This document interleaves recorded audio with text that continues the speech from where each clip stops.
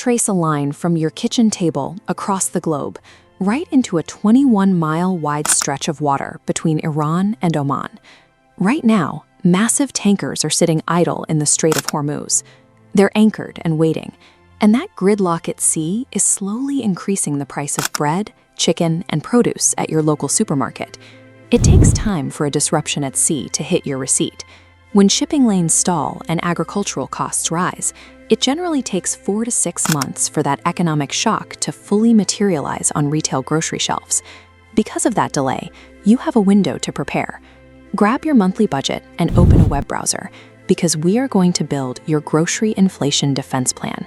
By setting up a few simple tracking methods and spending rules, you can spot these price surges early.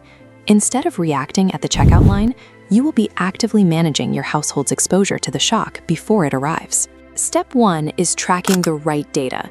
Most people try to gauge food costs by looking at the Consumer Price Index or by checking current shelf tags. But by the time a price tag goes up, the cost increase has already happened. Those are lagging indicators. To get ahead of the curve, you need to watch what the food manufacturers are paying right now. That metric is called the Producer Price Index for food manufacturing. You can find this data for free. Search for the Producer Price Index for food manufacturing on a government labor statistics portal and bookmark the main page. When you see this producer index trend upward, it indicates that raw material and production costs have increased at the factory level. As these higher costs work their way through the supply chain, retail prices typically follow that same trajectory a few months later. Checking this index once a month gives you an early warning system. You will know what is coming to the grocery store a full quarter before the broader public notices the shift. Let's go back to the Strait of Hormuz. Roughly a fifth of the world's oil passes through here.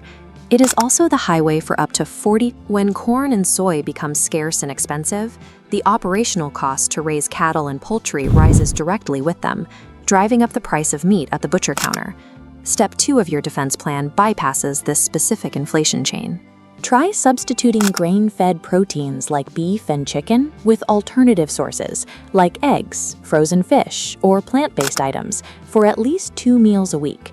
By making that rotation in your diet, you reduce your exposure to feed-heavy meats.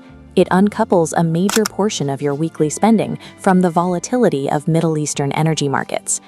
This chart shows the volatile nature of crisis pricing. Notice that costs do not move in a straight line. They spike sharply when headlines break, ease up as the news cycle moves on, and then spike again. Step 3 is timing. Whenever you see a temporary lull in the news cycle, that is your window to stock up on shelf-stable, non-perishable goods at a lower baseline price. Do not buy reactively during a headline spike, especially when it comes to perishables. Buying fresh food during a panic usually just leads to waste and lost capital. Step 4 requires opening your budget spreadsheet. Create a dedicated subcategory called an inflation buffer and increase your baseline grocery allocation by a modest 3 to 5%. Government agricultural forecasters are actively projecting persistent price increases. Relying on a fixed grocery budget from 6 months ago leaves you exposed to the gap between old pricing and the current cost of supplies. Proactively adjusting your spreadsheet formulas now absorbs that rising baseline. You stay ahead of the price drift, preventing reactionary overdrafts at the end of the month. When military escalation occurs in major shipping lanes, war risk insurance premiums for cargo vessels skyrocket. In peak blockades, these rates jump massively.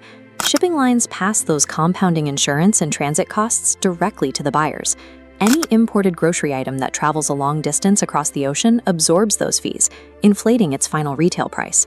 Step 5 is an overhaul of your produce list. Shift your purchasing to heavily prioritize seasonal fruits and vegetables grown in your own region, rather than items shipped in from abroad. Shortening your food's travel distance removes international choke points from the equation. It cuts that hidden global war tax out of your final grocery receipt. Let's review the defense mechanism you have built.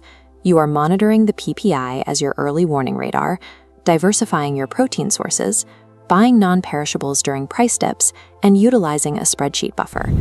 While others are surprised by price hikes at the register, you have implemented a system that identifies and accounts for those costs in advance. We cannot control international shipping blockades, but the direct financial impact they create inside your own home is predictable and can be mitigated with the right household systems. Geopolitics will continue to test your budget. Subscribe to the channel, and we will keep identifying and decoding these hidden macroeconomic levers so you can shield your bank account before the next shock arrives.